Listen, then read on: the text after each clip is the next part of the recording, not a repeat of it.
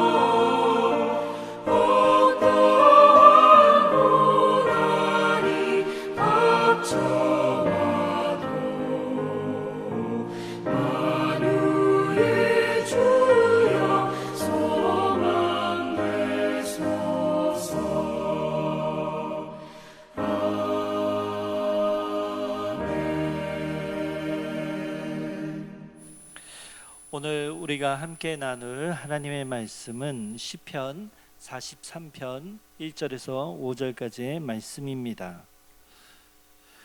제가 받들어 봉독하겠습니다. 하나님이여 나를 판단하시되 경건하지 아니한 나라에 대하여 내 송사를 변호하시며 간사하고 불의한 자에게서 나를 건지소서. 주는 나의 힘이 되신 하나님이시거늘 어찌하여 나를 버리셨나이까. 내가 어찌하여 원수의 억압으로 말미암아 슬프게 다니나이까. 주의 빛과 주의 진리를 보내시어 나를 인도하시고 주의 거룩한 산과 주께서 계시는 곳에 이르게 하소서. 그런즉 내가 하나님의 제단에 나아가 나의 큰 기쁨에 하나님께 이르리이다. 하나님이여 나의 하나님이여 내가 수금으로 주를 찬양하리이다. 내 영혼아 내가 어찌하여 낙심하며 어찌하여 내 속에서 불안해하는가. 너는 하나님께 소망을 두라. 그가 나타나 도우심으로 말미암아 내 하나님을 여전히 찬송하리로다. 아멘. 오늘 우리가 읽은 시편 43편은 시편 42편과 원래는 나눠 있지 않고 하나로 묶여 있던 하나의 시편입니다. 먼저 시편 43편 5절 말씀을 보면 그 근거를 찾을 수 있는데요. 5절의 말씀, 내 영혼아 내가 어찌하여 낙심하며 어찌하여 내 속에 불안해하는가? 너는 하나님께 소망을 두라. 그가 나타나 도우심으로 말미암아 내 하나님을 여전히 찬송하리로다. 이게 오늘 우리가 읽은 말씀 5절의 말씀이거든요. 그런데 시편 42편에도 이 말씀과 동일한 구절이 나옵니다. 시편 42편 11절의 말씀 제가 읽어볼게요. 내 영혼아 내가 어찌하여 낙심하며 어찌하여 내 속에서 불안해하는가? 너는 하나님께 소망을 두라. 나는 그가 나타나 도우심으로 말미암아 내 하나님을 여전히 찬송하리로다. 아멘. 어때요? 똑같죠? 똑같습니다. 이와 같이 동일한 말씀이 등장하고 또한 시인이 이 시편을 통하여 전하고자 하는 그 주제가 동일하기 때문에 시편 42편과 43편은 원래 하나의 시편으로 여겨집니다. 그래서 우리가 시편 42편을 잘 묵상하려면, 또한 반대로 오늘 말씀 시편 43편을 잘 묵상하기 위해서는 먼저 시편 42편과 43편의 말씀을 함께 묵상하며 읽는 것이 아주 큰 도움이 될 수 있습니다. 하지만 오늘은 시편 42편만 말씀만 다루겠습니다. 시편 43편은 억울함을 항변하고 하나님께 불의한 자를 심판하시기를 간청하고 호소하고 있는 시입니다. 사슴이 생명물을 찾는 것처럼 시인의 마음은 대단히 간절했고, 하나님이 침묵하시는 것과 같은 신앙이 흔들릴 수 있는 혼돈 속에서 그러함에도 불구하고 여전히 하나님의 빛과 진리 안에서 나는 하나님을 여전히 찬양하리라고 하는 시인의 굳건한 신앙을 우리는 확인할 수 있습니다. 절의 핵심 구절을 한번 찾아볼까요? 5절이라고 하는 아주 짧은 구절이지만요, 1절에는 이 구절이 핵심이 되겠죠. 하나님 나를 변호해 주소서입니다. 여기서 변호는 법정적 용어이죠. 하나님께서 나를 변호해 주시고 하나님께서 이 법적 송사에서부터 나의 억울함을 풀어주옵소서라고 간청하는 것이죠. 2절은 하나님이여 어찌하여 나를 버리셨습니까? 이 말뜻은 무엇입니까? 하나님이 진짜 버렸다? 시인의 마음일까요? 그게 아니죠. 마치 하나님이 나를 버린 게 아니라 원래의 해석의 의미는 버렸다가 아니고요, 거절하셨다라는 의미거든요. 왜 하나님이 나를 거절하셨습니까? 라는 의미입니다. 그러니까 하나님께서 영원히 나를 버려둔 것이 아니라, 나를 절망 속에 둔 것이 아니라, 왜 하나님 지금 이 순간, 왜 지금 이 시간 하나님께서는 나의 기도를 들어주시지 않습니까? 왜 하나님과 나와의 관계가 지금 하나님께서 나를 거절하신 것과 같이, 나를 떠나신 것과 같이 내가 느껴집니까? 라고 하는 하나님의 부재에 대해서 솔직한 진실한 고백을 하고 있는 것이죠. 3절에서 4절의 말씀은요, 그럼에도 불구하고 빛과 진리의 거룩한 산으로 하나님께서 나를 인도해 달라고 간청하고 있습니다. 실제로 이 간청되어 온 것은 하나님의 큰 기쁨이 오죠. 그리고 이 시인은 그 큰 기쁨으로 말미암아 하나님을 그 제단 앞에서 예배하는 거룩한 악기인 정말 속으로 하나님을 찬양하며 하나님의 이름을 높이겠다라고 하고 있죠. 5절의 마지막의 말씀은 무엇입니까? 나의 구원 나의 하나님을 찬양하리라입니다. 결국에는 종국에는 그럼에도 불구하고 하나님 아버지 앞에 이런 고백과 진실한 고백과 이런 간청 뒤에 하나님을 통하여서 오는 그 은혜로 말미암아 그 큰 기쁨을 이기지 못하고 결국에는 이 시인은 하나님을 불평하기보다는 하나님을 찬양하고 높이고 있습니다. 그러므로 이 시인은요, 하나님께 불평하기 위해서 시작한 게 아니죠. 하나님께 솔직한 진실된 고백을 통하여 하나님을 부재한 것 같지만 그런 하나님을 만나고 그 하나님을 만남으로 말미암아 하나님을 찬양하고 있습니다. 특별히 이 말씀 가운데 저희가 좀 더 살펴보면 2절의 말씀, 어찌하여 내가 슬프게 다니나이까 할 때 슬프게라는 표현이 있죠. 이 슬프게라고 하는 이 표현은요, 흔히 이럴 때 사용됩니다. 흔히 상복을 입고 비통해 하는 것을 표현할 때 쓰는 단어입니다. 그러므로 여기서 이 시인이 겪고 있는 슬픔은 아주 조금 슬픈 정도, 조금 애석한 정도가 아니라 정말 소중한 누군가가 죽는 것과 같은 고통, 그 아픔에 울고 있는 망연자실에 있는 그 슬픔과도 같습니다. 아니면 마치 내가 하나님 앞에 사형 선고를 받아 죽을 날만을 기다리고 있는 마지막 최후의 나의 모습, 슬픔, 그 나의 모습을 표현하고 있는 것이죠. 우리 사랑하는 성도님들은 언제 가장 크게 슬퍼하셨습니까? 우리 4절의 말씀 보면요,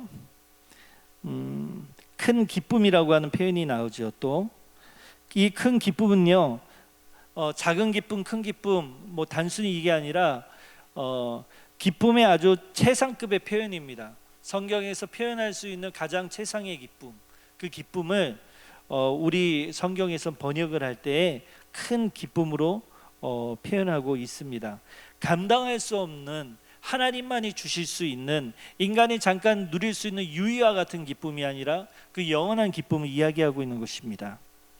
곧 하나님께서 빛과 진리로 시인을 도와주실 것을 믿음의 확신을 통해 큰 기쁨으로 나타내고 있는 것이죠. 5절의 말씀 보면요, 너는 하나님께 소망을 두라고 이제 시인이 드디어 이 시편을 읽고 있는 우리들에게 전하고 있는 것이죠. 하나님을 통하여 우리에게 전하고자 하는 메시지는 무엇이냐?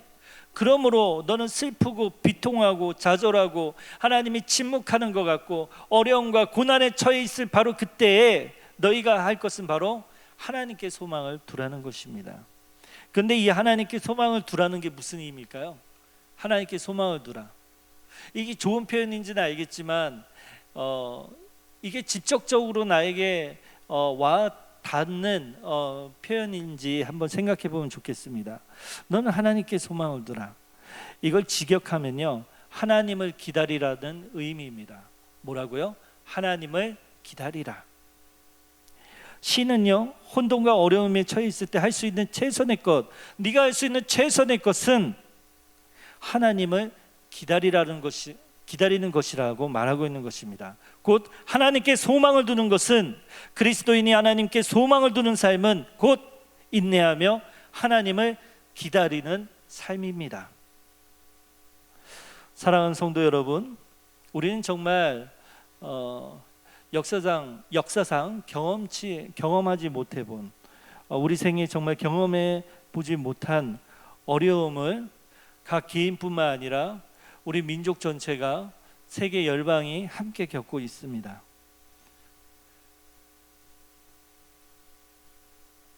하루하루 어떤 일이 우리 가운데 다가올지 우리는 예상할 수 없는 어려운 시국 가운데 있습니다.